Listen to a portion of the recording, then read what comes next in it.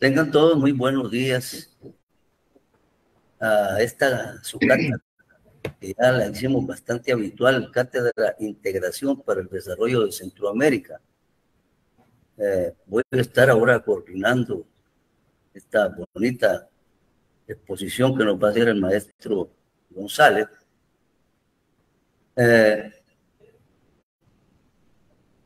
Esta cátedra la desarrollamos precisamente con el doctorado en Ciencias Económicas y la maestría en Economía para el Desarrollo de la universidad.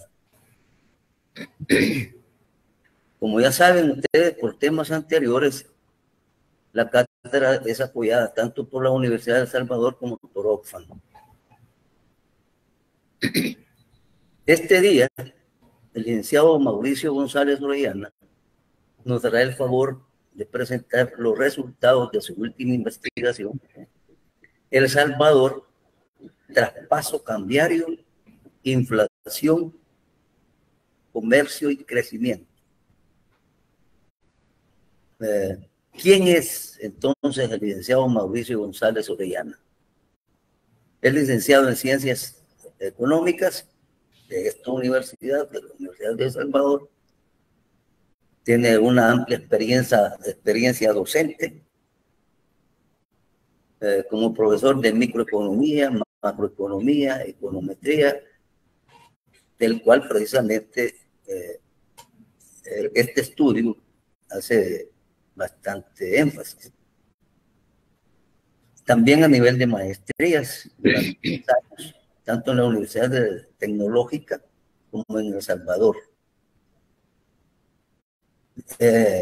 Aquí en esa área está en la economía internacional y en finanzas. La experiencia laboral, el licenciado González tiene 4 años, tuvo 4 años en el Banco Central, 15 años laborando también en FUSADES, en el departamento de investigación,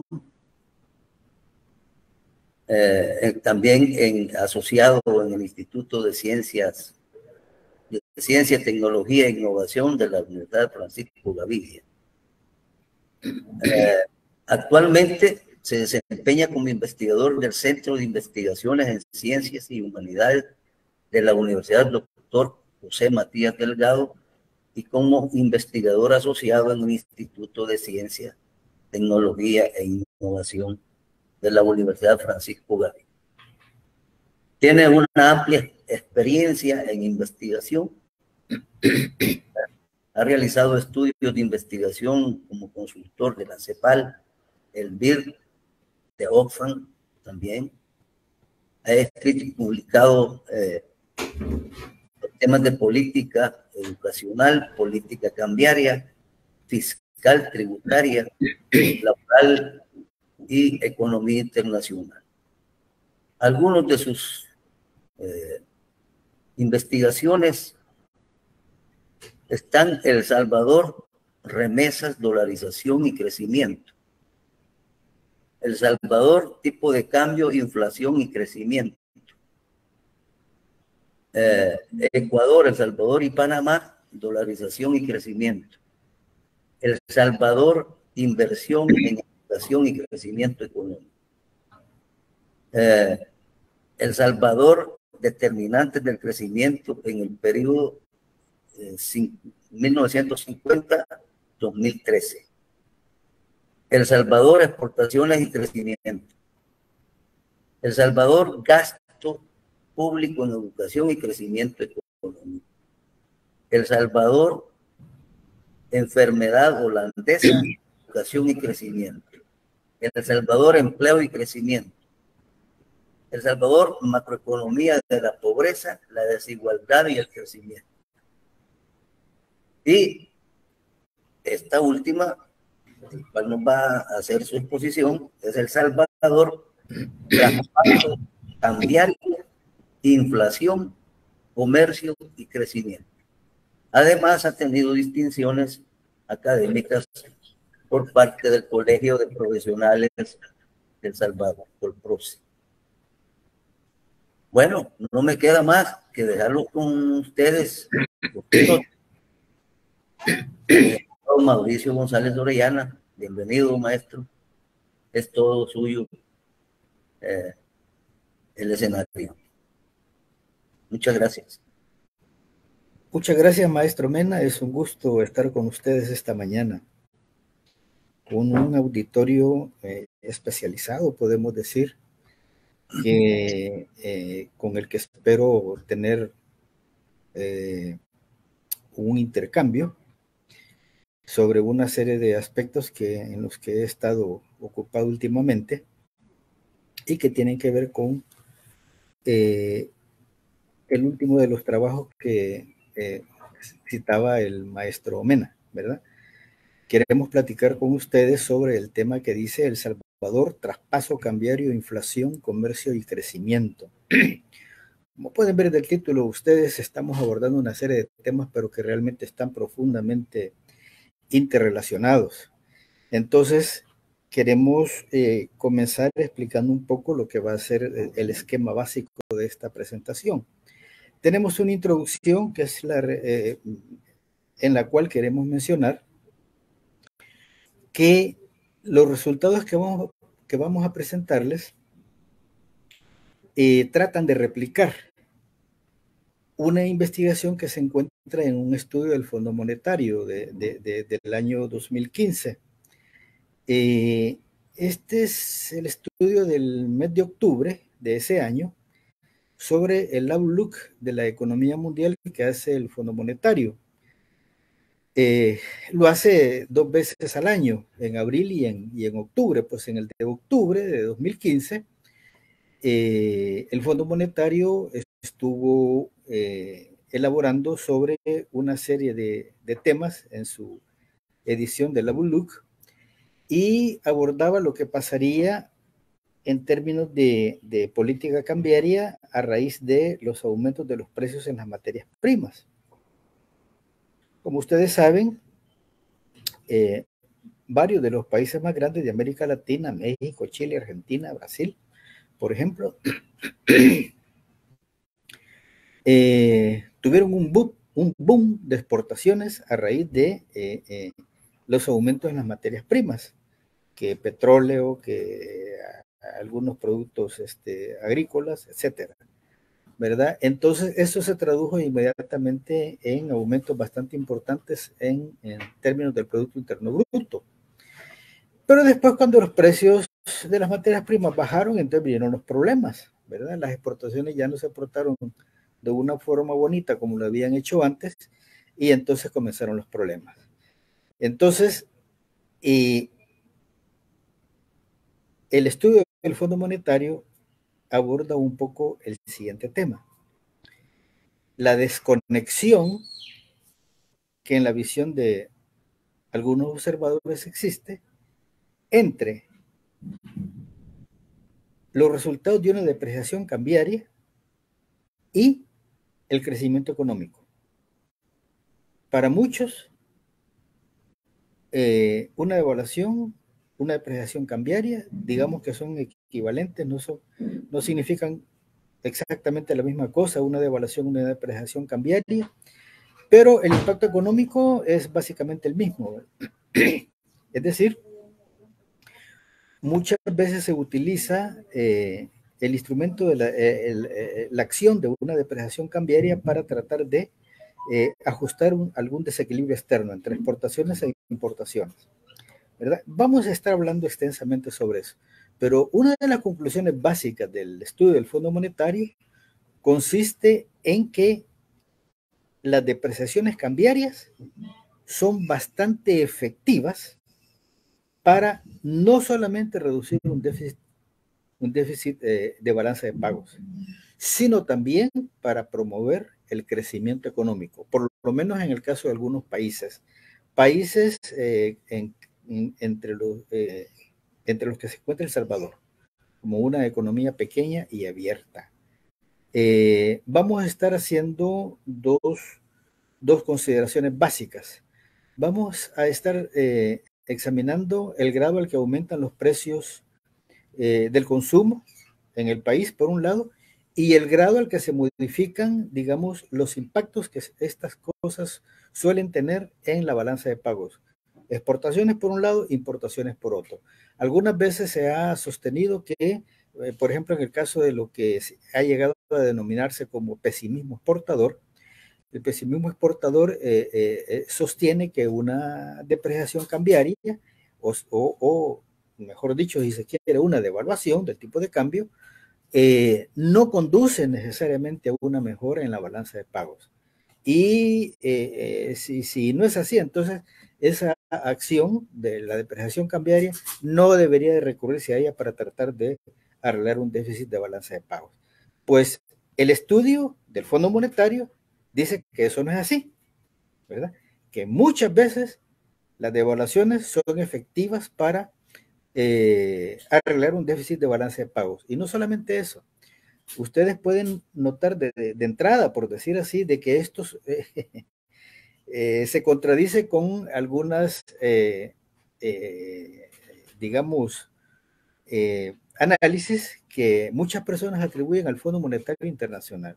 El Fondo Monetario Internacional muchas veces ha sido asociado con la idea de que se opone a las devaluaciones, ¿verdad? Y que los ajustes externos tienen que llevarse a cabo por medio de reducir las importaciones, ¿verdad? Pero si se reducen las importaciones, eso tiene una cantidad de efectos, ¿verdad? Y de que el tipo de cambio debe, en vez de depreciarse, apreciarse, porque eso encarece las importaciones y en la medida en que los precios de las importaciones aumentan, eso reduce su demanda y entonces eso hará que el déficit fiscal, el déficit externo, perdón, se vaya cerrando poco a poco. Desde luego, eso se armoniza con la crítica que todo el tiempo se le ha hecho al Fondo Monetario Internacional, en el sentido de que el tipo de acciones que recomienda para reducir los déficits, en realidad, no solamente el externo, en este caso el de balance de pago, sino también un déficit fiscal, son acciones que resultan contractivas para el Producto Interno Bruto. Y si eso se contrae, eso significa resultados adversos en términos de empleo y en términos de ingresos de los trabajadores, ¿verdad? Y entonces eso significa mayores niveles de pobreza, menores niveles de calidad de vida, etcétera, ¿verdad? La crítica que todo el tiempo hemos escuchado contra las acciones del Fondo Monetario, ¿verdad? Que inducen una contracción económica. Pues en este caso, la cosa es al revés. Llama la atención realmente, porque este estudio del Fondo Monetario del año 2015 sostiene que las depreciaciones cambiarias pueden ser muy efectivas, ¿verdad? Nosotros vamos a estar, ese es un estudio que se lleva a cabo con datos de panel para muchos países latinoamericanos y los resultados que se obtienen son de tipo de promedio, ¿verdad? Cuando uno trabaja con datos de panel, estamos trabajando con resultados que son promedio que aplicarían, digamos, a toda la región, ¿verdad? Aunque hay aplicaciones también a nivel de país en el mismo estudio, ¿verdad? Y se hacen y se elaboran algunos desarrollos para Chile, para Venezuela, para Argentina, se consideran como casos específicos. Pues entonces nosotros lo que el Fondo Monetario hace a nivel de datos de panel, nosotros lo vamos a hacer para El Salvador, ¿verdad? Y los objetivos, como dice el contenido de esta exposición, son básicamente 4, ¿verdad? Lo que estamos buscando es, permítanme, un objetivo general, mostrar la efectividad de la política cambiaria para impulsar el crecimiento económico en El Salvador. Ustedes pueden parecerles un tanto ambiciosos. El crecimiento económico no puede depender de una sola clase de política, en este caso la política cambiaria, pero veremos que realmente la política cambiaria para un país como El Salvador tiene mucho que decir, es de muchísima importancia para impulsar el crecimiento económico. Entonces, aunque el crecimiento económico es un fenómeno bastante complicado y complejo, ¿verdad? Vamos a ver que en el caso salvadoreño mucho se puede hacer si se toman las acciones apropiadas en términos de política cambiaria. Y en el caso de los objetivos específicos vamos a hablar el grado al que una depreciación cambiaria cumple la condición Marshall-Lerner. Ya vamos a ver en qué consiste eso.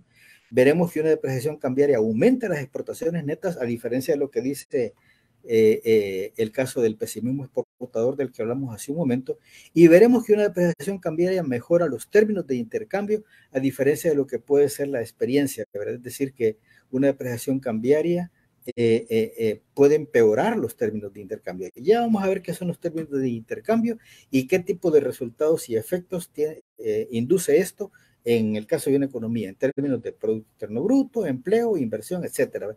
Y lo que es el mismo saldo comercial, exportaciones y importaciones. Regresando al contenido, veremos después, a continuación, el marco conceptual con el que vamos a estar trabajando para este estudio. Veremos después la estrategia empírica, es decir, este es un trabajo de economía aplicada, y veremos alguna de la metodología estadística envuelta para llevar a cabo las estimaciones de una serie de elasticidades, ¿verdad? Que son vitales para poder ver cómo se cumple la condición de Marshall-Lerner y cómo se cumplen los otros objetivos de lo que hemos estado hablando. Finalmente tendremos algunos resultados y conclusiones. Pasamos a continuación entonces a lo que son el marco analítico y los conceptos. Ahí pueden ver ustedes lo que se llama modelo CLD. Esto es crecimiento liderado por demanda. Lo contrastamos con el modelo CLE, crecimiento liderado por exportaciones, y luego pasamos al crecimiento del modelo CRBP, crecimiento restringido por balanza de pagos. ¿Qué quieren decir estas cosas? Bueno, primero, el CLD, crecimiento liderado por demanda. ¿Qué es lo que entendemos en este caso? Lo que entendemos en este caso es una posición diferente del crecimiento neoclásico. Es decir, los economistas neoclásicos con Smith, Marshall, Mills, Marx incluso, ¿verdad? Han sostenido que el crecimiento debería de verse por el lado de la oferta. Es decir, el crecimiento se llevará a cabo si aumentamos los niveles de capital, si aumentamos los niveles de empleo en la economía, entonces eso va a dar lugar a una mayor producción, ¿verdad? Y si hay una mayor producción, habrá un crecimiento del Producto Interno Bruto, ¿verdad? Vaya. Eso está bien hasta cierto grado. Porque resulta que las posiciones de otros economistas están a favor de aumentar el crecimiento, pero por acciones que tienen que ver por el lado de la demanda agregada. La demanda agregada entendida como el consumo, la inversión y el saldo de la balanza comercial, ¿verdad? En donde la batuta la lleva el comportamiento de las exportaciones. Pero sin llegar hasta más adelante, solamente para poner un ejemplo de lo que está sucediendo en la actualidad. En la actualidad, en el caso salvadoreño, el crecimiento, no obstante lo escaso que resulta, pero está siendo liderado por las remesas familiares. Y las remesas familiares traen ingresos, se traducen en unas enormes cantidades de divisas que entran al país en concepto de remesas familiares. Esto tiene como resultado inmediato el aumento en la demanda agregada. Y eso es lo que ustedes ven, que en la medida en que esos ingresos del exterior vienen a las clases de menores recursos, eso se traduce en un aumento de la demanda de aquellos bienes y servicios que demandan los estratos de menores recursos. Básicamente cuestiones de alimentos y todo aquello que tiene que ver con las necesidades básicas. Entonces, obviamente, aumentan la demanda por ese tipo de productos y eso explica un tanto la proliferación de establecimientos de comida que podemos ver a lo largo del país, lo largo y ancho del país. Entonces, eso es un crecimiento liderado por demanda, en este caso por divisas que entran por concepto de remesas, ¿verdad? Entonces se pone más dinero en los bolsillos de las personas y estos impulsan la demanda. Y una vez que la demanda se impulsa, ¿verdad? La oferta surge casi por arte de magia, por decir así, ¿verdad? Si un crecimiento, en la medida en que aumenta la demanda, eso se manifiesta a través de la proliferación de algunos tipos especiales de mercados. Y la oferta aumenta inmediatamente para satisfacer las necesidades de ese tipo de mercados. En este caso, la demanda de bienes y servicios que demandan los estratos de menores ingresos o los estratos en la escala, en la parte de abajo, digamos, de la distribución del ingreso. Entonces, la economía estructuralista, por un lado, la economía heterodoxa, por otro lado, abunda en una serie de desarrollos teóricos que dan prominencia a un crecimiento liderado por la demanda más que por la oferta. Entonces, menciono estas cosas para mostrar que en general, en el caso salvadoreño, por lo menos, y en el caso de muchas partes del mundo, pero especialmente los países emergentes y los países de economía pequeña y abierta, sus crecimientos están liderados por la demanda. Vamos a regresar a esto una y otra vez a lo largo de la exposición. ¿Qué tiene que ver con esto el crecimiento restringido por balanza de pagos? Bueno, el crecimiento liderado por exportaciones. Por exportaciones en la medida en que resulta que las exportaciones son el componente más autónomo y exógeno de los elementos que componen la demanda agregada. Es poco lo que se puede hacer en términos de política económica para hacer que el consumo reaccione por sí mismo, que reaccione la inversión por sí misma, ¿verdad? Sino más bien lo que hace relevante para la política de crecimiento económico es el grado al que las exportaciones pueden dinamizar la actividad económica. Si las exportaciones aumentan, vaya, para decirlo de esta manera, en el caso salvadoreño, el mercado doméstico, por decir así, ya se topó. De tal forma que la política económica que pueda llevarse a cabo para dinamizar los mercados, el mercado interno, tiene muy poco grado de libertad. Pero si las exportaciones están aumentando, eso trae ingresos al país. Estos ingresos aumentan la demanda, porque un día llegan al bolsillo de los consumidores, van a aumentar la demanda y una vez que la demanda aumenta, la oferta como que se amolda inmediatamente al crecimiento de la demanda. Algunas veces esto se ha llamado la ley de Say en reversa. La ley de Say decía que cada oferta crea su propia demanda, pero ahora lo que estamos viendo es que cada aumento de demanda crea su propio aumento de oferta. Esto es lo que hay muchísima evidencia empírica en relación con este asunto. Por eso no es una cuestión que esté en el aire, ni mucho menos, ¿verdad? Ahora bien, si las exportaciones no están aumentando, ¿verdad? Eso significa que tendremos una restricción por el lado de la balanza de pagos. Porque la balanza de pagos, el déficit de balanza de pagos no puede aumentar sin límite. No puede aumentar porque es lo que sucede a nivel del ingreso familiar. El ingreso familiar.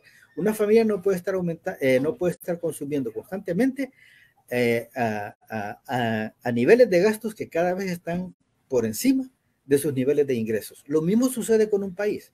Por eso hablamos de un crecimiento que está restringido por balanza de pagos. Así como los niveles de consumo de la familia están limitados por los ingresos familiares, ¿verdad? A nivel del país, el déficit de balanza de pago llega a constituirse en la restricción dominante para restringir el crecimiento económico.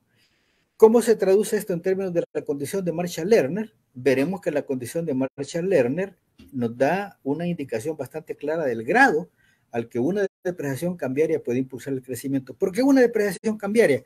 Porque si devaluamos el tipo de cambio, eso significa que los ingresos de los exportadores van a aumentar. Y si los ingresos de los exportadores aumentan, eso significa que va a aumentar los niveles de gasto. Pero no solamente eso. La verdad es que aumenta, tiene un impacto también por el lado de la oferta, porque en la medida en que las exportaciones se vuelven más rentables, debido a la devaluación que las vuelve más competitivas, en esa medida surgirán más empresas exportadoras. Si hay más empresas exportadoras, habrá mayores niveles de producción y eso atraerá mayor inversión y atraerá mayores niveles de empleo también. Así que hay una serie de efectos complementarios en estas cuestiones. ¿Qué tienen que ver con esto el ERPT y las elasticidades cambiarias? Aquí hay un asunto que voy a corregir en otras presentaciones, pero el ERPT son las siglas en inglés para el Exchange Rate Pass-Through, traspaso cambiario, en otras palabras. Es decir, el grado al que una depreciación cambiaria o una apreciación cambiaria también, como veremos, ¿verdad?, se traduce en aumentos en los precios. Una devaluación se traduce en aumento de precios del consumo principalmente, ¿verdad? Y eso algunas veces ha sido alegado que compensa los incrementos en los precios de exportación y que eso puede, más que compensar, eh, el impacto favorable por el lado de las exportaciones. Y eso está en la base también del pesimismo exportador. Que las importaciones se encarecen demasiado, aunque las exportaciones resulte favorable el impacto en las exportaciones, pero que el impacto negativo por el lado de las importaciones va a compensar el impacto positivo por el lado de las exportaciones, que va a haber una compensación que va incluso a superar el impacto favorable por el lado de las exportaciones. Y que los términos de intercambio, como se suele conocer, ¿verdad? Es decir, los precios de exportación divididos por los precios de importación, ese cociente se va a venir para abajo y que la devaluación no va a surtir efecto. Veremos que en el caso salvadoreño eso es exactamente al revés. Pasando ya un poco a la cuestión de cómo vamos a llevar a cabo nuestras estimaciones, vamos a estar contrastando la estimación que lleva a cabo del Fondo Monetario Internacional con una que estaremos aplicando nosotros. Vamos a aplicar la estrategia empírica del Fondo Monetario Internacional, pero también agregaremos a esto un desarrollo metodológico relativamente novedoso, ¿verdad? Por un lado, resulta que la estimación del FMI es una estimación lineal y simétrica en 2 etapas. ¿Qué significa esto? Básicamente significa lo siguiente. Vamos a estar trabajando con unas regresiones por el lado de los precios de consumo, por un lado, valga la redundancia, y por otro lado vamos a estar estimando una serie de elasticidades del comercio. Es decir, vamos a estar estimando el impacto en la inflación y por otro lado vamos a estar estimando el impacto en el saldo de la balanza comercial. El Fondo Monetario hace esto mediante un procedimiento de modelo autorregresivo, como tiene aquí, autorregresivo de retardos distribuidos, pero lo hace en una sola etapa. Más adelante vamos a dar un poco más de detalles sobre eso, ¿verdad? Eso lo hace en 2 etapas, ¿verdad? Calcula primero una serie de resultados para la ecuación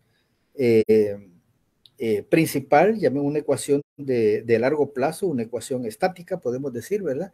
Y después la dinamiza en una segunda etapa, ¿verdad? Eso es básicamente lo que vamos a decir sobre esto de las 2 etapas. Ya veremos ahí algunas ecuaciones que nos dan un poco más de detalles. Y es una estimación lineal también. ¿Qué significa esto? Que si vamos a calcular un coeficiente para el tipo de cambio nominal en este caso, ¿verdad? Un parámetro, un coeficiente que vamos a estimar que opere en las 2 direcciones, ¿verdad?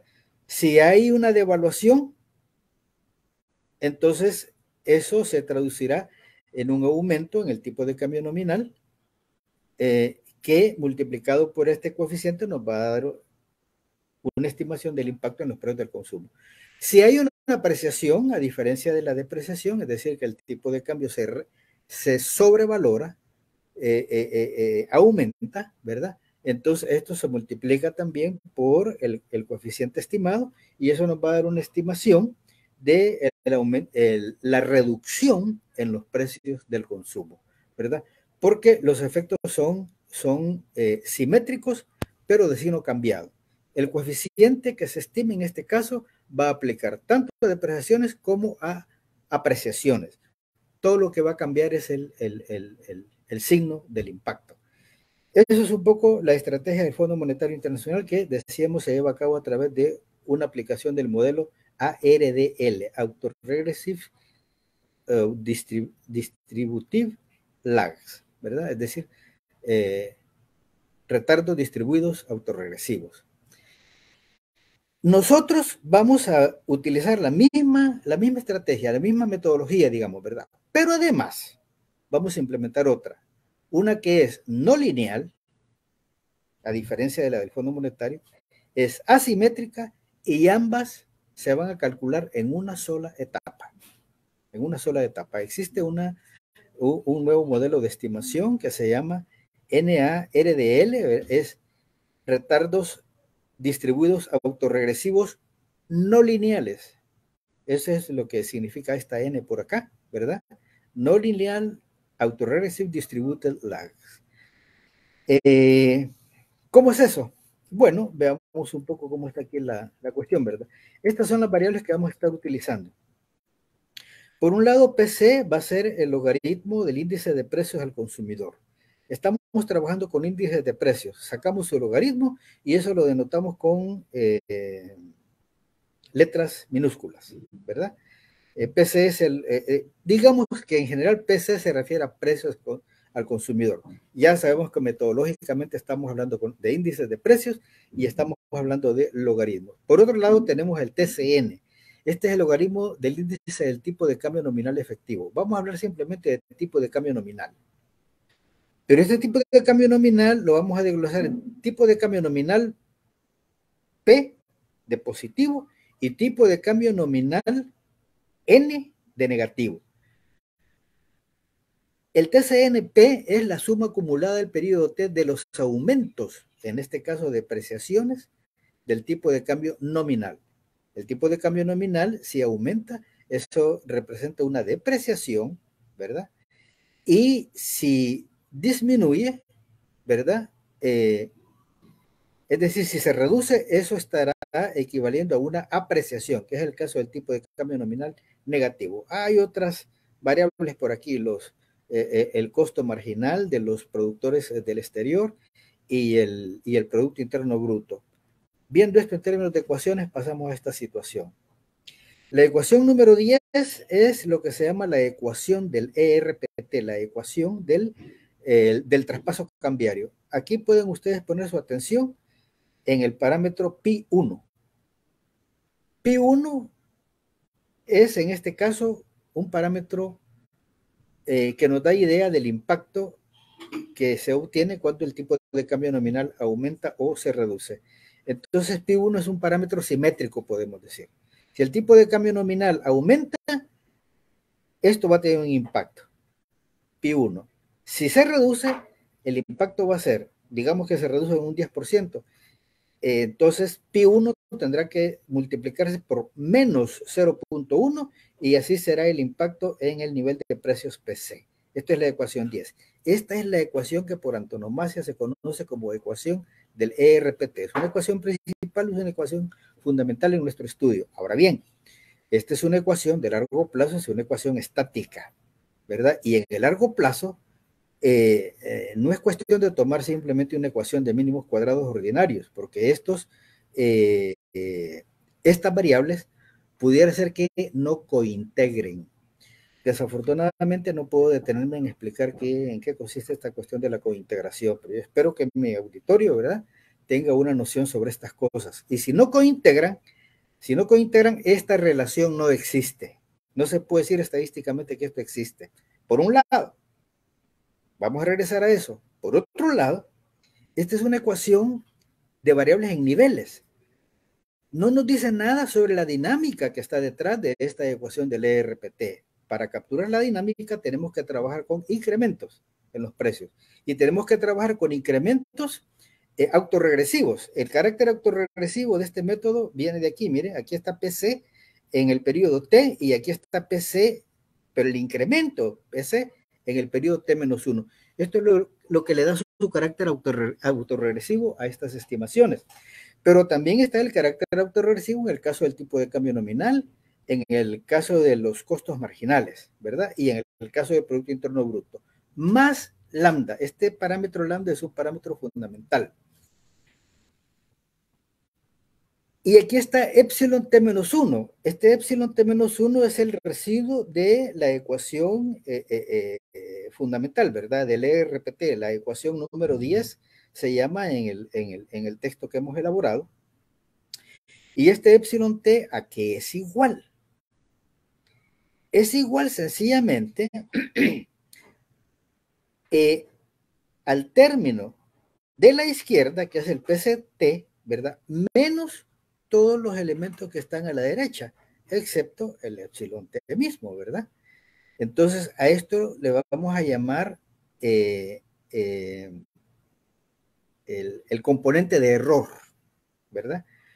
Miren, aquí hay una cantidad de metodología, ¿verdad?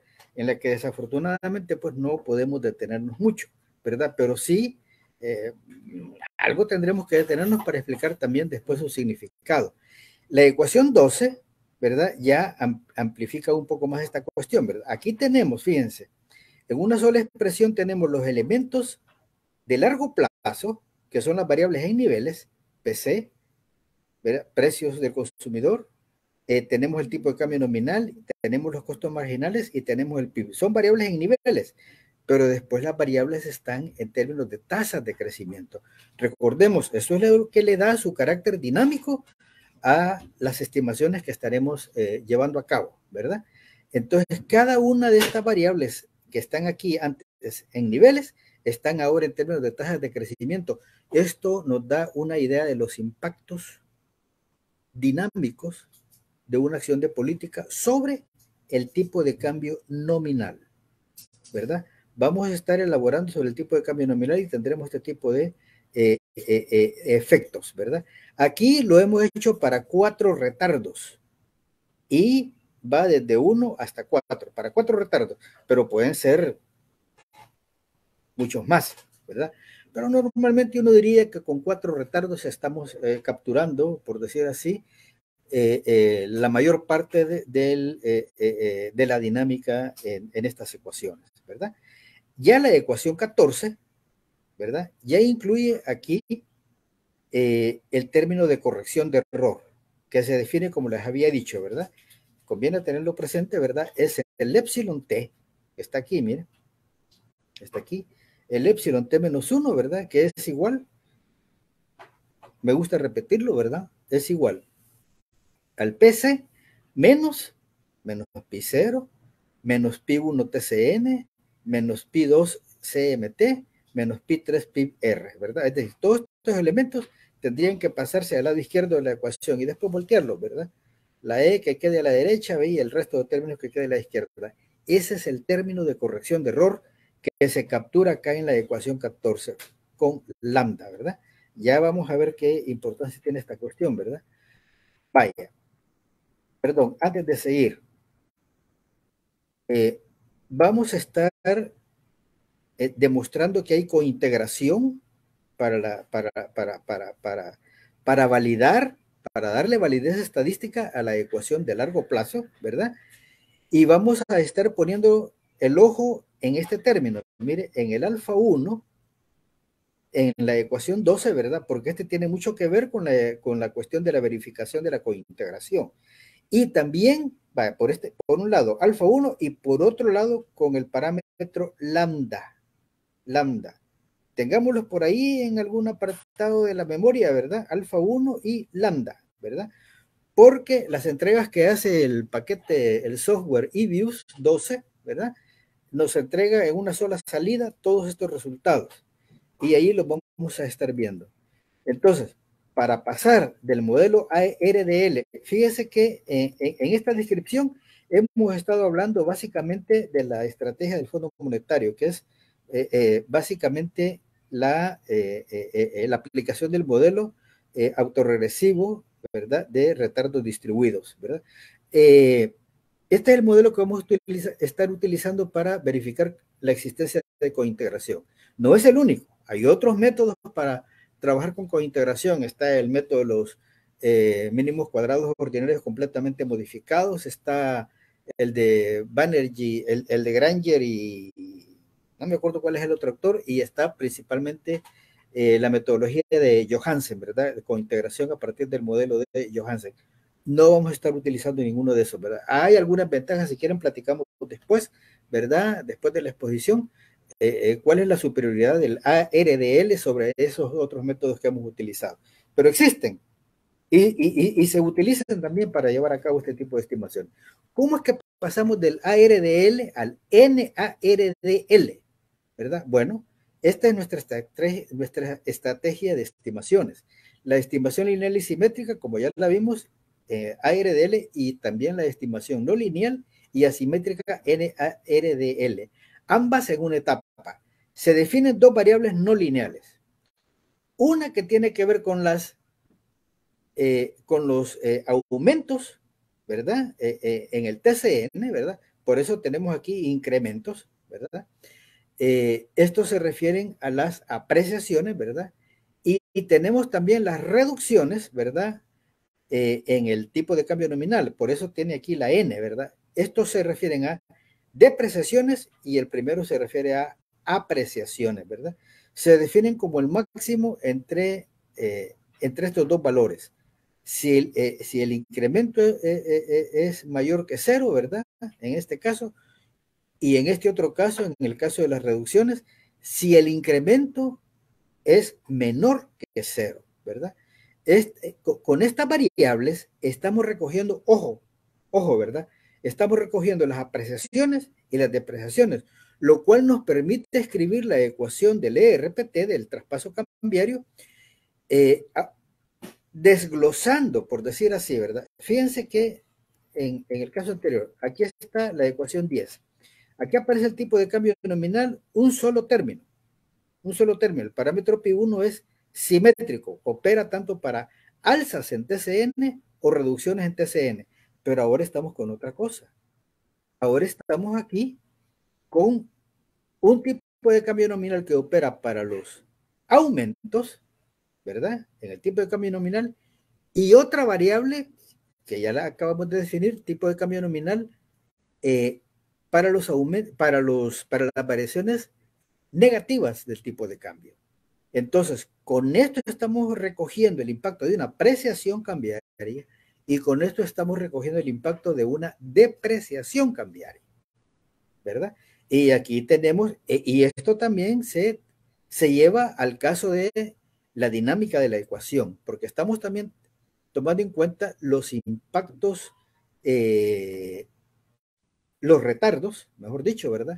En este caso, en el tipo de cambio nominal, los impactos dinámicos que se obtienen a partir de las apreciaciones y en este caso las depreciaciones, el TCNN, ¿verdad? Y en el caso de 14, ¿verdad? La correspondencia se lleva incluso a nivel del componente de error, EC. El componente de error, ¿verdad? Entrega los valores que van a tener los parámetros de largo plazo, alfa 1, alfa 2P, ¿verdad? Para los aumentos en el tipo de cambio, alfa 2N para los valores en nivel del tipo de cambio nominal negativo y también el impacto de largo plazo, pues, ¿verdad? En el costo marginal y en el PIB real, ¿verdad? Entonces, este desglose del tipo de cambio opera tanto a nivel de largo plazo como de corto plazo en el caso de los impactos dinámicos, ¿verdad? Para el retardo 1, el retardo 2, el retardo 3, el retardo 4, porque recordemos que estamos trabajando con 4 retardos. Esto para ilustrar. De hecho, en el trabajo que hemos hecho, ¿verdad? Algunas veces hemos tenido impactos de corto plazo hasta para 8 retardos, si no recuerdo mal. Ya vamos a ver. El proceso de estimación de los modelos ARDL y NARDL, ¿verdad? Se lleva a cabo en 3 pasos para estimar un modelo NARDL. El primero es la estimación de 18. ¿Qué es 18, verdad? 18 no lo hemos puesto aquí. ¿Cómo no? Aquí está, ¿verdad? En el caso de 14 dice que esta es la correspondencia. Aquí esta es la ecuación del número 18 en el texto, ¿verdad? Entonces, aquí están los impactos de corto plazo primero, ¿verdad? Y los impactos de largo plazo se recogen en el término de componente de error que tenemos acá, precedido por el coeficiente lambda. Les decía que la salida de EBIUS 12, ¿verdad? El software que estamos utilizando para eso, ¿verdad? Entrega de un solo todo este resultado. Nos da los impactos de largo plazo y nos da los impactos de corto plazo. Y nos entrega los parámetros que necesitamos para llevar a cabo las pruebas de cointegración. ¿Cómo son las pruebas de cointegración? Bueno, ese es el segundo paso, ¿verdad? El segundo es la verificación de la existencia de una relación de cointegración asimétrica entre los niveles de las variables. PC, ¿verdad? Las variables en niveles. precio del consumo, tipo de cambio nominal positivo, tipo de cambio nominal negativo y el PIB-R, ¿verdad? Aquí falta todavía, aquí tenemos que agregarlo, ¿verdad? Faltan los costos marginales. La propuesta de Chin, Pesaran, y ya me voy a recordar cuál es el otro, porque son 3, ¿verdad? De 2003 es la utilización del estadístico FPSS. Pesaran, Chin y Smith. Smith es el tercero, ¿verdad? Para probar la hipótesis nula, que dice alfa 1 es igual a alfa 2 positivo, alfa 2 negativo, igual a alfa 3, igual a alfa 4, igual a 0. Si se aceptara la hipótesis nula, entonces, ¿qué significaría eso? La ecuación del traspaso, ¿verdad? Estos parámetros, pi1, pi2, pi3, serían nulos. Entonces, no hay cointegración en el largo plazo, ¿verdad? Si se acepta la hipótesis nula. Pero si se rechaza, entonces tendremos una relación validada para cointegración para el largo plazo. Y esos parámetros serían de utilidad para la prescripción de política. Entonces, esa sería la consecuencia de aceptar o no esta hipótesis nula. Eso lo haríamos mediante el estadístico FPSS. Ya vamos a hablar del FPSS un poco más. La hipótesis alternativa sería esta, ¿verdad? Que alfa 1 es diferente de 0, ¿verdad? Alfa P2 es diferente de 0, alfa N2 diferente de 0, etcétera, ¿verdad? Esto es lo que validaría la existencia de una relación de largo plazo. Pero también deben utilizarse, ¿verdad? Ya les voy a decir por qué ponemos aquí deben en itálica, ¿verdad? Deben utilizarse los estadísticos TBDM, T de Banerjee, Dolado y Mestre, aquí de Banerjee et al. Del año 98, con hipótesis nula que dice alfa 1 igual 0 e hipótesis alternativa H1 alfa 1 menor que 0. Es lo que les decía, ¿verdad? Ese alfa 1 es esta, mire, esta que tenemos acá. Vamos a ver, es esta que está aquí, ¿eh? Alfa 1 multiplicado por PCT menos 1. Ese parámetro, ese coeficiente tiene que ser menor que 1. En general debería estar entre menos 1 y 0. Pero si llega a tener un valor todavía menor al menos 1, no es muy problemático. Pero lo deseable es que se encuentre entre menos 1 y 0. Eso por razones netamente metodológicas. No nos podemos detener aquí, ¿verdad? Eso agárrenmelo así, por favor, a quemarropa, digamos, y después si quieren elaboramos un poco más sobre esa cuestión, ¿verdad? Si alfa 1 fuera positivo, entonces este término no tendría sentido, ¿verdad? Y no hay cointegración. FPSS puede decirnos que hay cointegración, ¿verdad? Pero alfa 1 nos diría que no hay cointegración. Y lo mismo sucede con el parámetro lambda, como vamos a ver ahí, ¿verdad? Lambda también tiene que estar entre menos 1 y 0. No digo entre 0 y 1, digo entre menos 1 y 0, al lado izquierdo de la escala, ¿verdad? Si este parámetro fuera positivo, no habría cointegración. Y aunque el FPSS nos esté diciendo que hay cointegración, el hecho de que los otros dos o uno tan solo de ellos nos diga que no está en el rango de aceptable o rango de aceptación, no tendríamos cointegración. Y en ese caso hay que buscarse otras variables, hay que buscarse otra especificación, o por lo menos la ecuación del ERPT simplemente no opera en este caso y los datos nos están diciendo que no hay cointegración y ahí termina la música, por decir así, ¿verdad? Vaya, entonces, luego tendríamos iríamos a las pruebas de hipótesis en el largo plazo y en el corto plazo. La de largo plazo es esta que está aquí, mire, pi 1 P, ¿verdad? Es decir, para el término de PCT-1, ¿verdad? Que se traduce en esto también, ¿verdad? Aquí tenemos los alfa que se estiman, ¿verdad? Ya se entregan normalizados, ¿verdad? Normalizados por el alfa 1, por eso invitar, si el alfa 1, por ejemplo, fuera positivo, ¿verdad? Esto sería un lío, ¿verdad? Es decir, tendría que aceptarse la hipótesis nula, ¿verdad? Y entonces no hay cointegración. Por 19 que aquí en la presentación no se ha puesto, eso está en el texto. Y la hipótesis nula para la simetría de corto plazo puede ser de dos formas, dice, ¿verdad? La fuerte y la débil. La fuerte es por parejas, ¿verdad? Esto es para los impactos dinámicos, los impactos de corto plazo. Entonces, la débil es aditiva y es esta, ¿verdad? Y esta es la que vamos a estar utilizando. Para efectos de política, la fuerte no es muy importante. Y estas pruebas se llevan a cabo por medio de una prueba estándar de Wall, ¿verdad? Los datos a los que se aplicó esta cuestión.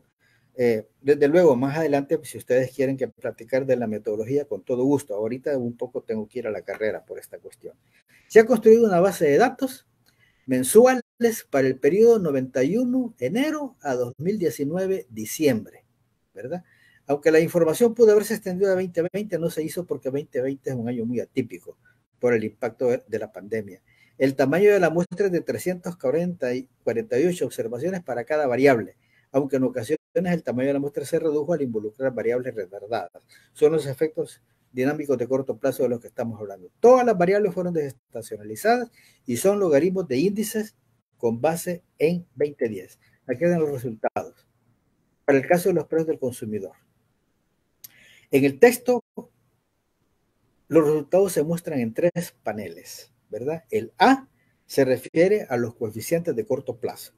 No los hemos puesto aquí porque desbordan la diapositiva por un lado y por otro lado, lo que más nos interesa es el corto plazo. En el corto plazo tenemos esto, vaya, miren, para que veamos la diferencia entre la utilización de los dos modelos. Aquí está el caso del modelo lineal y este es el caso del modelo no lineal, ¿verdad? Para el caso lineal, el impacto o el coeficiente para el tipo de cambio nominal es 0.75. ¿Qué quiere decir esto? Lo que quiere decir es que si el tipo de cambio se deprecia en 10%, esto se traduce en un aumento del 7.5% en los precios, porque la variable que estamos investigando son los precios del consumo, los precios del consumidor, el PC, ¿verdad? Entonces, si en la ecuación del traspaso el TCN vale 0.75, esto significa que un 10% de devaluación se traduce en un aumento del 7.5% en los precios del consumo. Es un impacto importante, no es poco, ¿verdad? ¿Cómo se compara esto con la estimación no lineal? La estimación no lineal distingue entre las depreciaciones y las apreciaciones. Las apreciaciones en el TCNP y las apreciaciones en el TCNN. Entonces, en el caso de la depreciación cambiaria, el aumento es de 1.42. ¿Qué significa esto? Que si el tipo de cambio se deprecia un 10%, esto se traduce en un aumento del 14% en los precios del consumidor. Es un impacto considerable también, no es pequeño. Al contrario, si en vez de una depreciación tuviéramos una apreciación del tipo de cambio del 10%, eso se traduciría en una reducción de 2.7% en los precios al consumidor. Es decir, una apreciación cambiaria reduce la inflación y una depreciación cambiaria o una devaluación aumenta la inflación en estos casos, ¿verdad? Vaya, todos estos datos ambos son significativos. Este también es significativo, ¿verdad? Este es ¿cómo se llama? El value, no me acuerdo cuál es la otra cosa. Probability, el valor de la probabilidad. Esto debe ser menor que 0.05, ¿verdad? Y aquí vemos que es muchísimo menor que el 0.005. El 5% es el margen que se acostumbra a utilizar. Entonces, esto es significativo a un nivel del 1%, ¿verdad? No voy a decir qué significa eso. Si quieren, después lo platicamos. Estas son las estadísticas del diagnóstico, ¿verdad? Aquí están los tres indicadores de cointegración. Como ustedes pueden ver, los tres son significativos, ¿verdad? En los dos casos, tanto para el modelo lineal como para el modelo no lineal. Desde luego, ustedes pueden ver la diferencia. Observen que el resultado lineal se sitúa en medio del rango dado por 1.42 y menos 0.27, ¿verdad?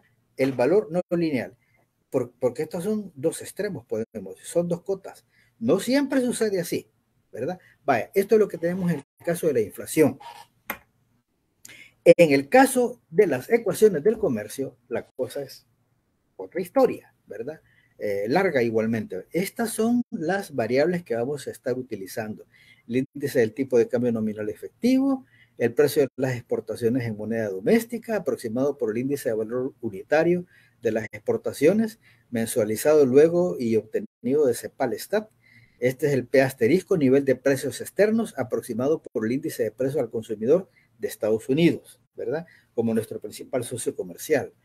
P es el nivel de precios internos, los mismos precios que hemos estado viendo, ¿verdad? Del consumo, aproximado por el índice de precios al consumidor.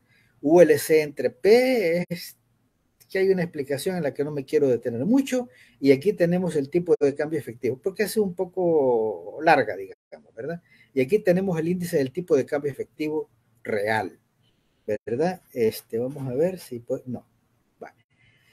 Entonces, luego tenemos la variable del volumen de exportaciones, tenemos la demanda externa dada por un índice del PIB real de Estados Unidos, el precio de las importaciones expresadas en moneda doméstica, este es el volumen de las importaciones. Este es el sistema que se estima en el estudio del Fondo Monetario. Este es el sistema. Cuando uno lo mira así, uno puede asustarse, ¿verdad? Por la manera en que se definen todas estas variables. Bueno, las calculamos, construimos los índices del caso y después le pusimos logaritmos, ¿verdad? Esto ya con un cambio de notación, que lo tenemos aquí, no quisiera detenerme mucho en esto, ¿verdad? Pero este es el PX, así le pondremos, precio relativo a las exportaciones, PM, precio relativo de importaciones, que está definido de esta manera, ¿verdad? Y este es el tipo de cambio efectivo real, este es el costo laboral real unitario, BX, volumen de exportaciones, BM, volumen de importaciones, PIB real de El Salvador, PIB real de Estados Unidos, BX es volumen de exportaciones, BX no es lo mismo que X, ¿verdad? Perdón, aquí lo estoy poniendo dos veces, ¿verdad? BX y BX, sí, es lo mismo, es el volumen de exportaciones. Esto no es valor de exportación, estas son exportaciones reales, quantum de exportaciones. Y aquí tenemos precios de importación y estos son precios internacionales que aquí no me aparece completamente, ¿verdad? Pero son precios internacionales. Y este es el sistema. ¿Qué es lo que vemos en este sistema básicamente? Esto nos da una idea un poco más amigable de la cosa.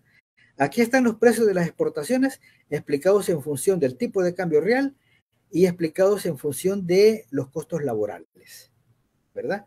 Costos laborales. Precios de exportaciones explicados en términos del tipo de cambio real y en términos de los costos laborales.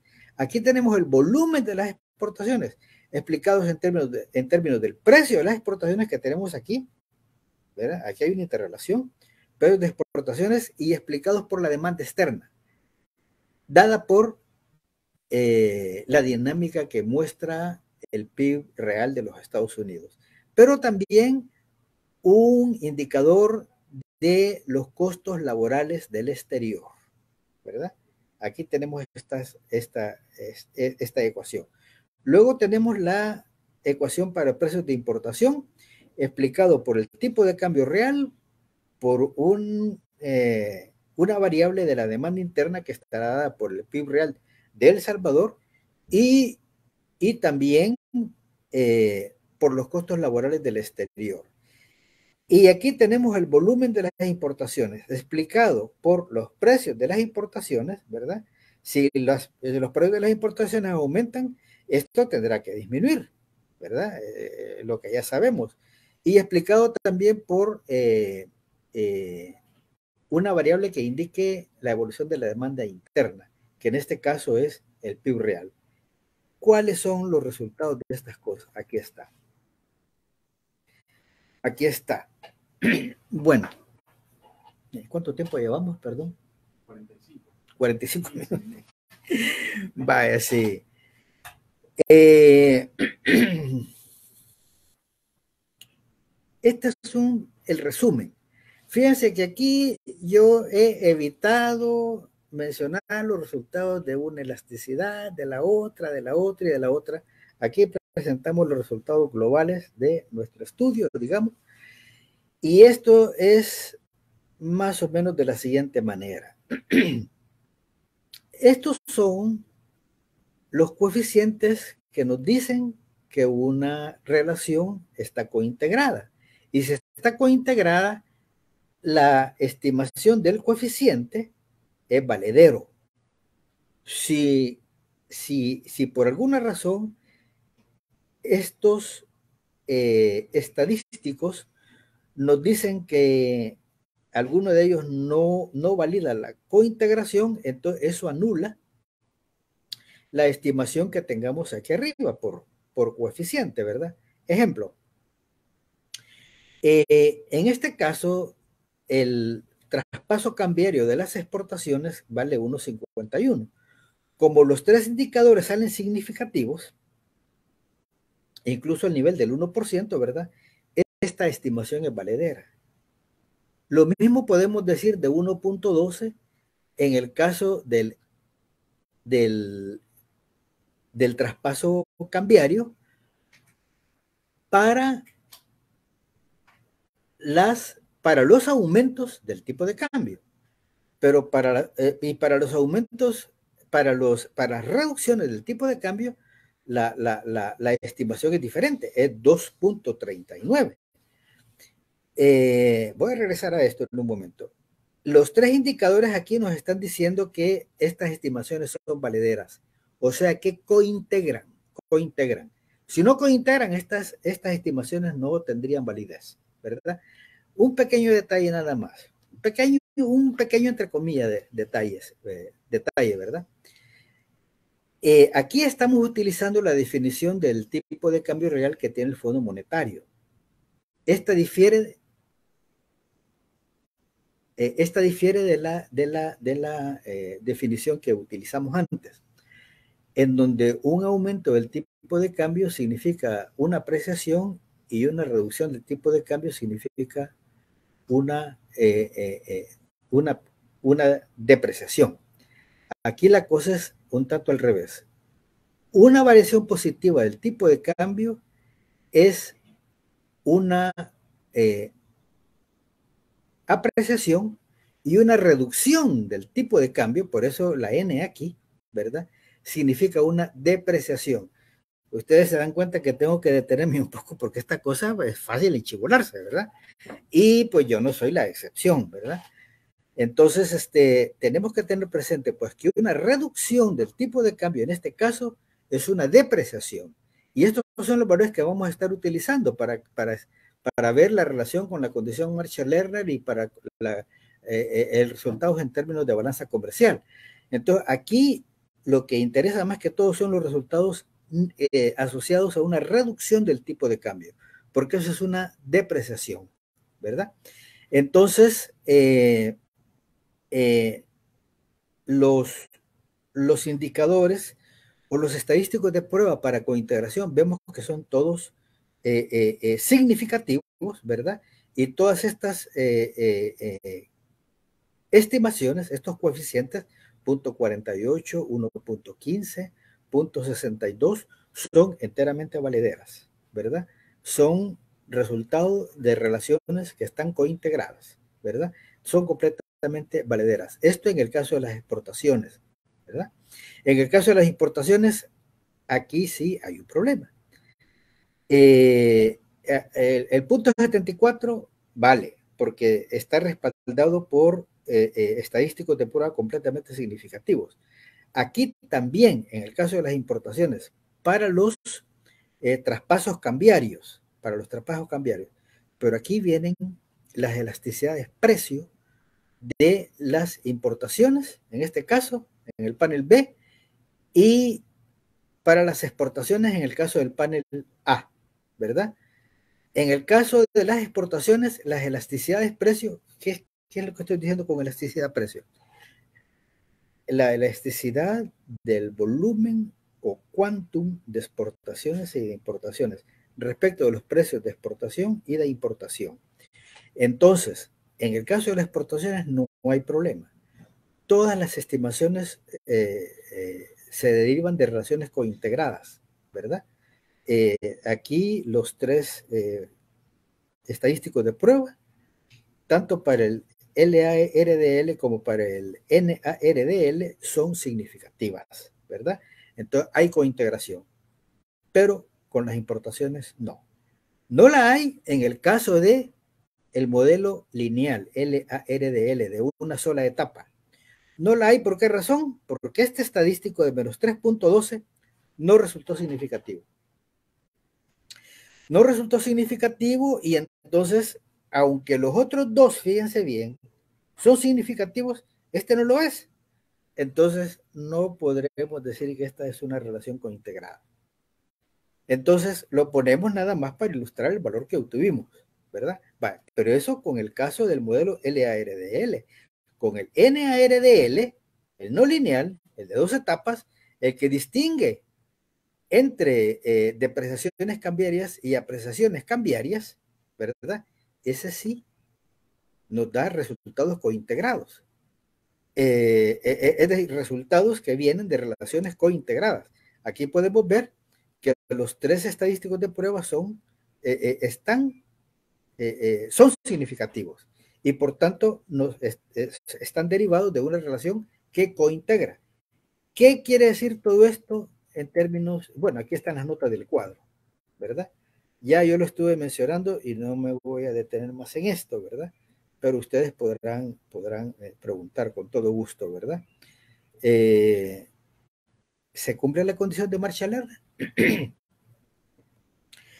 Bueno, cuando las elasticidades cambiarias son mayores que la unidad, en valor absoluto, esta condición se reduce a la expresión de las elasticidades precio de las exportaciones y de las importaciones. En valor absoluto, estas tienen que sumar más que 1. En nuestro caso, esto llega a ser 1,15 más 0.34. A ver, veamos a dónde está eso en el cuadro que vimos. 1,15 y 0.34. Es esto, mire. Aquí está el 1,15. Estas son las elasticidades precio de las exportaciones, ¿verdad? 1,15 y menos. Esto tiene que ser en valor absoluto. Entonces, 1,15 más 0.34, obviamente la suma es mayor que 1. Y las elasticidades cambiarias tienen que ser mayores que la unidad. Y aquí está, mire. Estas son las los traspasos cambiarios o elasticidades cambiarias. De 2,39 por un lado y 1,44 por otro. Entonces, claro, esto tendrán que verlo ustedes en mayores detalles si están interesados, ¿verdad? Nosotros solamente lo mencionamos de pasada. Entonces, esto significa que se verifica la condición de Marshall-Lerner para El Salvador. ¿Cuál es la principal implicación de esta cosa? Que una depreciación cambiaria, en el caso del tipo de cambio real de El Salvador, ¿verdad? Lo cual significa que habrá que desdolarizar primero, ¿verdad? Se traduce en un impacto positivo en el saldo de la balanza comercial. Ya vamos a ver más explícitamente cómo es la cosa, ¿verdad?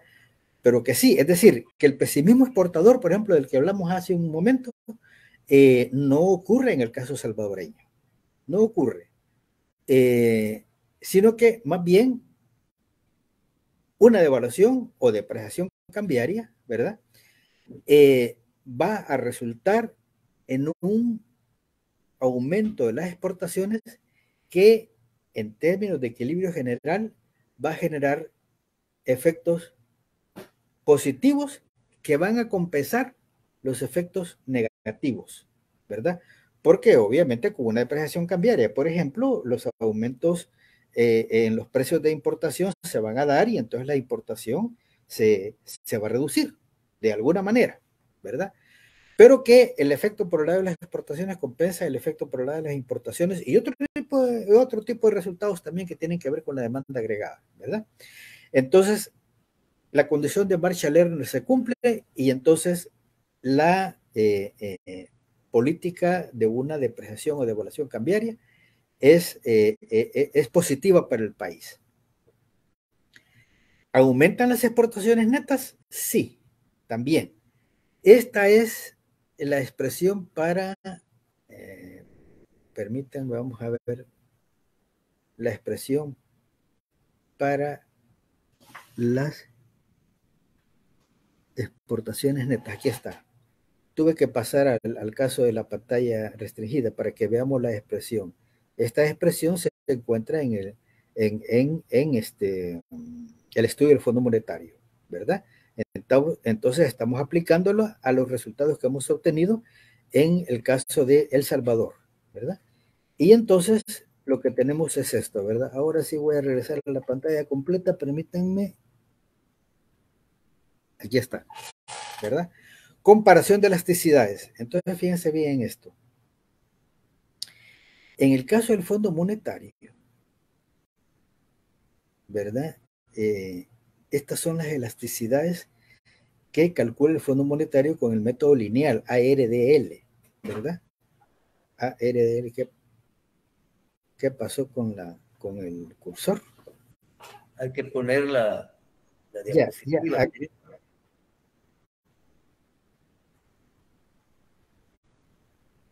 Hay que poner la otra, la diapositiva anterior. Ya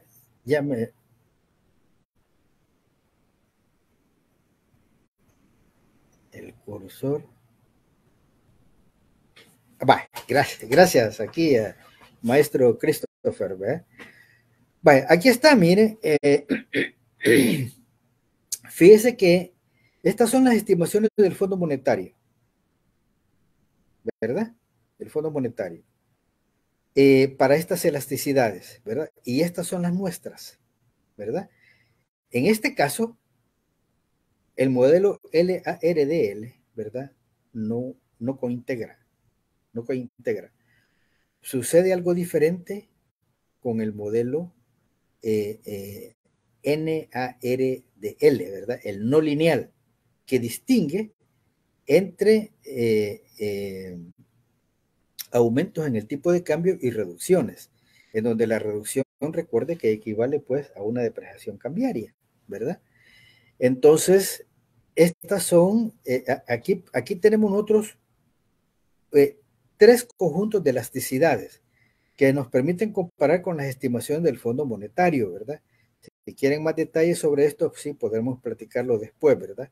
Pero ahorita este es un cuadro comparativo, el cual cuando lo llevamos a la aplicación de esta expresión que está aquí, la número 50, ¿verdad? Tomada del estudio del Fondo Monetario, ¿verdad? Nos da este tipo de resultados. Fíjese que el Fondo Monetario dice que el resultado en la balanza comercial va a ser de 0.15. Estos son los resultados del estudio del Fondo Monetario Internacional con un modelo ARDL lineal. Estos son los míos, digamos, ¿verdad? Equivalentes con el mismo modelo, ¿verdad? Solamente que aquí los resultados son en 2 etapas y aquí, aunque es el mismo modelo ARDL, pero obtenido con un software que permite obtener estas estimaciones en una sola etapa. Y yo tengo un resultado de menos 0.28. Vaya. Cuando vamos al modelo no lineal que distingue entre depreciaciones y apreciaciones, ¿verdad? Mi resultado es de punto 94. ¿Cómo se compara el punto 94, verdad? Bueno, ¿qué significa esto? Esto significa que si la depreciación es de 10%, el saldo de la balanza comercial va a aumentar en 9.4%. El valor equivalente en el caso del Fondo Monetario dice que es de 0.15, es decir, que en el caso de una devaluación del 10%, el saldo de la balanza comercial aumenta 1%, es decir, un resultado positivo. Pero el mío es más positivo porque es de 9.4%, ¿verdad? Así, va, dejémoslo así. Después podemos ver por qué una cosa o por qué la otra. Entonces aquí dice, ¿verdad? Una depreciación real del 10% en El Salvador daría lugar a un aumento en las exportaciones netas respecto al PIB real de cerca de 9.4%. ¿Cómo se compara este resultado con el 1.5 de Fondo Monetario Internacional? Obvio, ¿verdad? Nuestro resultado más que sextuplica el del Fondo Monetario, pero en realidad la comparación no es inmediata, porque si bien las estimaciones en ambos casos tienen algunas semejanzas metodológicas, ambos utilizan un modelo autorregresivo de retardo distribuido, ¿verdad? También tienen algunas diferencias importantes. ¿Cuál es la principal diferencia? Bueno, que las estimaciones de FMI son simétricas, acordes al modelo LARDL de 2 etapas, ¿verdad? Mientras las nuestras en la columna 3 del cuadro 12 provienen del modelo NARDL, que es no lineal y asimétrico, ¿verdad? Bueno, ¿cómo es que llegamos al punto 94 a partir? No quiero detenerme en eso, ¿verdad? Pero si quieren podemos hacerlo más adelante. Y luego el impacto en los términos de intercambio, ¿verdad? Aquí está la definición de términos de intercambio. Este desarrollo lo he tenido que hacer para efectos de mi trabajo, ¿verdad? Este desarrollo no está así, de esta manera, en el estudio del Fondo Monetario, pero para entender cómo se obtienen los siguientes resultados, pues he debido ponerlo, ¿verdad? En el caso del Fondo Monetario, ¿verdad? Para una apreciación, ¿verdad? Esto se reduce a, a esto que tenemos aquí, punto 61. Recordemos que en el caso del Fondo Monetario el resultado es simétrico, ¿verdad? Punto 55 es clave, ¿verdad? Entonces, esos son resultados que se han calculado para apreciaciones cambiarias. Si yo, como es simétrico, todo lo que tengo que hacer es cambiarle el signo para ver el efecto derivado de una depreciación cambiaria en los resultados del Fondo Monetario. Entonces, aquí vemos una reducción de 0.16, ¿verdad? Una reducción. Pero en el caso salvadoreño específicamente, y a partir de la aplicación del modelo no lineal del ARDL, este es el caso de las apreciaciones y este es el caso de las depreciaciones, el que más nos interesa. El resultado es claramente positivo de 1.95. Aquí vamos a entrar un poco más de detalles. Los resultados del Fondo Monetario para una apreciación, perdón, para una depreciación es negativo. Es decir, que los términos de intercambio se deterioran. Ya vamos a ver cuál es la importancia de los términos de intercambio. Ahorita vemos el caso de los números. Se deterioran con una depreciación. En el caso promedio que el Fondo Monetario calcula con datos de panel, ¿verdad? En un modelo de 2 etapas para la región de América Latina, ¿verdad? Es negativo. Cuando yo aplico al caso salvadoreño el modelo no lineal, encuentro que aún en el caso de apreciación tengo un resultado positivo y en el caso de una depreciación tengo uno positivo también, ¿verdad? Entonces, lo que estamos viendo aquí es un resultado, aquí es casi 2, digamos, ¿verdad? Esto más que sextuplica también el 1.6, ¿verdad? ¿Cuánto sería 200 entre 15, ¿verdad? 7 veces, ¿verdad? Algo así.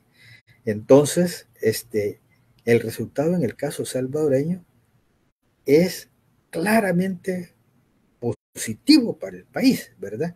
Y difiere de lo que tenemos del Fondo Monetario Internacional. Un poco de explicación para este resultado. Vamos a ver, vemos aquí un poco de explicación. La economía salvadoreña es una economía muy diferente del resto de economías de América Latina. Solamente para mencionar un par de casos.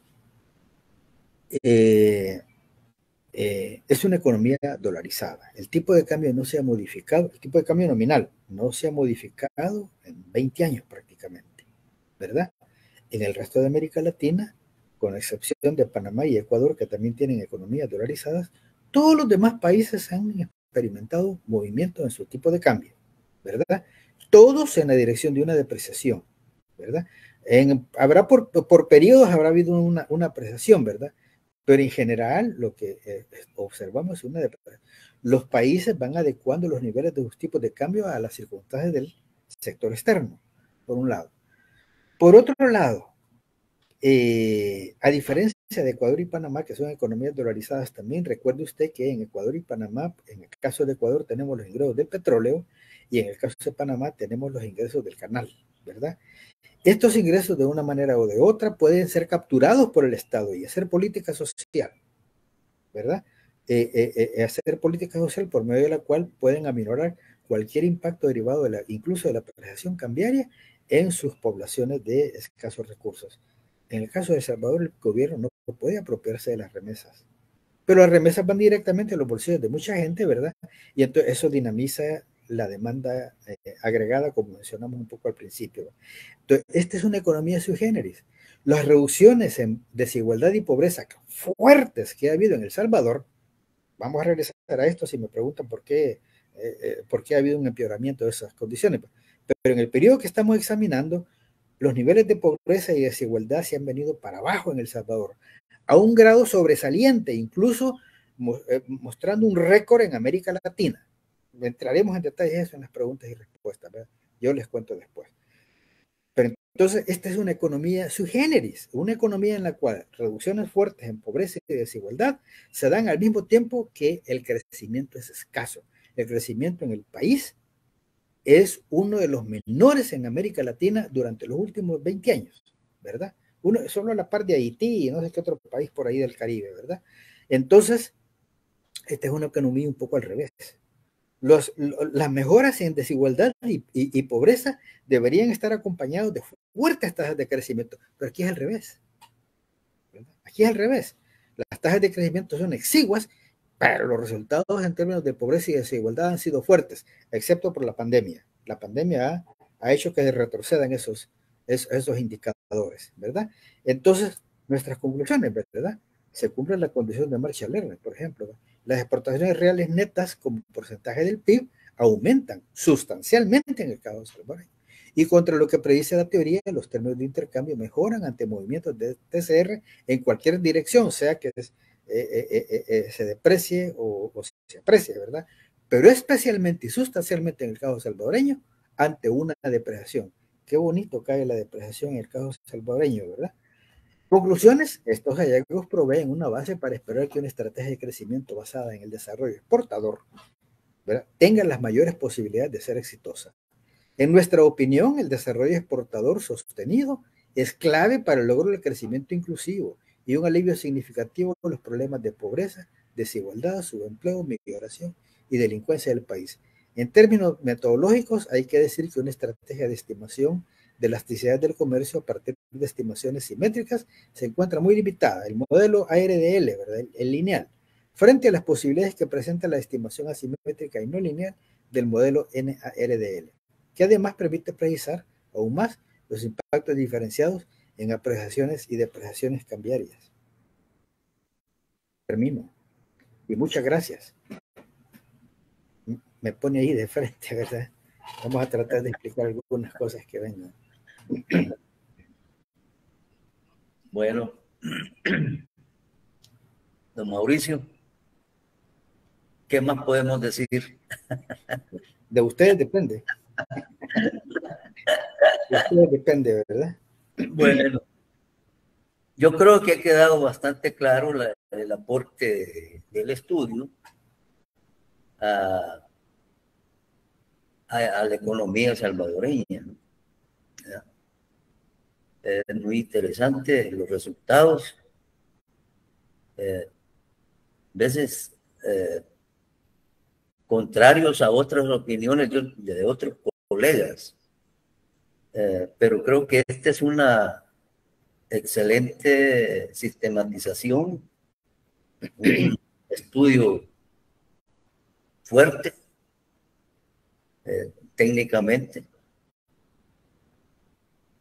que a pesar de que existen otras opiniones adversas, creo que sí hay un buen aporte para esta economía dolarizada. Yo creo que por cuestiones también de tiempo, no sé si habrá alguna consulta, por lo menos no me ha llegado, pero le agradecemos en nombre de la Universidad de El Salvador, de su universidad, en nombre también de los colegas, este aporte que está haciendo precisamente a la economía. Esperamos que se valore en toda su dimensión. Es un estudio pionero para nuestras economías. Bueno, no me queda más que agradecerle en nombre del doctorado en Ciencias Económicas y de la maestría en Economía para el Desarrollo y en nombre de la Universidad del Salvador. Así que muy amable, si tiene algunas otras opinión, con gusto la podemos compartir. Quisiera referirme brevemente a una cuestión de los términos de intercambio, digamos. ¿De qué manera incide eso? Es que con los términos de intercambio, cuando evolucionan favorablemente a raíz de una devaluación, eso significa mayores ingresos de divisas al país, ¿verdad? Y eso significa una dinamización de la demanda externa, digo, de la demanda agregada, ¿verdad? Y también, sí, también de la demanda externa por el lado de las exportaciones, ¿verdad? Y esto dinamiza una cantidad de cosas, empleo, ingresos, producción, dinamiza la misma oferta, ¿verdad? Entonces, eso en lo que tiene que ver con los términos de intercambio. ¿Cómo puedo aplicar, qué acciones puedo recomendar yo para que esto surta efecto? La acción que puedo recomendar es desdolarizar, ¿verdad? A algunos les parece una cosa tabú esa, ¿verdad? Pero yo he tratado de entregar un razonamiento técnico para soportar este tipo de acción, ¿verdad? Mostrar que la idea de tener un programa de depreciaciones es muy importante, ¿verdad? Sabemos que el crecimiento depende de una cantidad de cosas, pero en el caso salvadoreño, aunque solo sea por el hecho que durante 20 años ha tenido estático su tipo de cambio, ¿verdad? Se ha visto en el problema de no poder utilizar el instrumento cambiario para una dinamización de su crecimiento económico. Eso explica en gran parte la tasa de crecimiento exigua que tiene este país ya por unos 20 años. Bueno, si no hay preguntas, no quisiera elaborar más sobre esto, ¿verdad?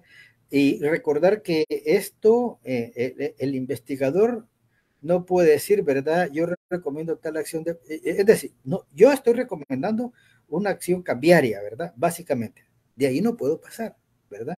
Que eso se haga no depende de mí, eso depende de la autoridad, ¿verdad?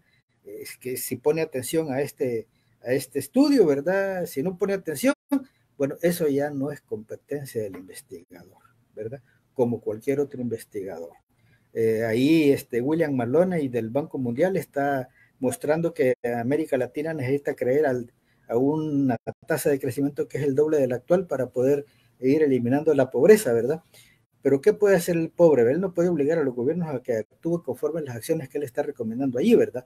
Pero aún así el estudio es muy importante, ¿verdad? Y debemos de revisarlo, ¿verdad? Algo parecido me sucede a mí, ¿verdad? Y obviamente no es que quiera compararme con el señor Maloney del Banco Mundial, ¿verdad? Pero eso ilustra un poco la situación que tiene el investigador. El investigador solo investiga y entrega sus hallazgos, ¿verdad? Ojalá que puedan ser tomados en cuenta, ¿verdad? Si no, pues seguimos investigando de todos modos. Este es un tema que no termina aquí. Muchas gracias a ustedes, ¿verdad? Ha sido un placer y un verdadero honor estar con ustedes en esta mañana. Gracias una vez más. Bueno, muchas gracias a usted. Solo quiero recordarle lo que comentábamos al principio de don Álvaro Magaña, que también fue presidente de este país. Y hablábamos precisamente sobre la dolarización. Y él sostuvo infinidad de ocasiones que la dolarización era anticonstitucional, ¿verdad? Que ya es un ámbito político, ¿verdad? Que si uno lo completa con la parte técnica, que ahora usted nos está exponiendo, entonces creo que sí tendría una visión bastante totalizante del problema que se tiene en este país. Así que muchísimas gracias de nuevo. Gracias por acompañarnos y lo esperamos en otras ocasiones vernos. Un placer saludarlo. Igualmente, maestro. Es un gusto.